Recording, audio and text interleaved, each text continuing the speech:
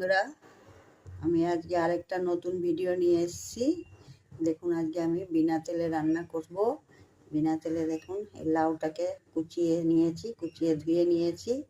এর মধ্যে একটা টমেটো কেটে নিয়েছি, এখানে 4টে কাঁচা লঙ্কা আছে। আমি কড়াতে দেখুন, শুকনো কড়াতে জিরে ফোড়ন দিয়েছি। নেই কিন্তু, একদম পুরোপুরি তেল ছাড়া আজকে রান্না করব বিনা তেলে। বিনা তেলের রান্না। এখানে জিরাটা ফোড়ন দিয়ে দিয়েছি। এর মধ্যে আমি একটু এখন জল দিয়ে দেব। দিয়ে আমি এই সব উপকরণগুলো দিয়ে দেব। দিয়ে এর মধ্যে আমি একটু ধনে পাতা কুচিও দিয়ে দিলাম। দিয়ে একটু এখন নুন দেব, হলুদ দেব। দিয়ে এটাকে লাউটাকে সিদ্ধ হতে দেব। পরিমাণ মতো নুন দিয়ে দিলাম, সামান্য একটু হলুদ গুঁড়ো দিলাম। দিয়ে এগুলোকে নাড়াচাড়া করে দিয়ে আমি এখন ঢাকা দিয়ে দেব।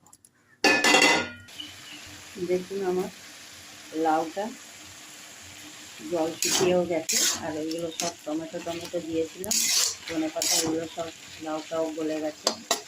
এর মধ্যে আমি একটু চিনি দেবো, 1 চামচ চিনি দিয়ে দিলাম।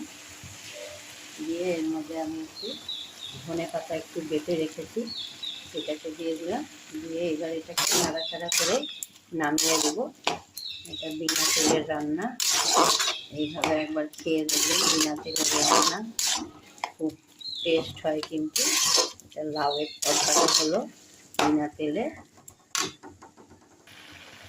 দেখুন, আমার এই ধনে পাতাটা দেওয়ার পরে একটু জল জল আছে, এর জন্য জলটা শুকানোর জন্য আমি একটা জিনিস দিচ্ছি। 1 চামচ ময়দা নিয়েছি, এটাকে আমি উপর দিয়ে এখন ছড়িয়ে দেবো। এটা ছড়িয়ে দিলেই দেখবেন এই লাউ তরকারিটা একদম শুকনো হয়ে যাবে। দেখুন, আমার বিনা তেলের লাউ একদম শুকনো হয়ে গেছে। আপনারা ময়দার পরিবর্তে আটাও দিতে পারেন, কর্নফ্লাওয়ারও দিতে পারেন। এভাবে একবার লাউটা করে দেখবেন। লাউয়ের ঘন্টও বলতে পারেন, লাউয়ের তরকারি বলতে পারেন।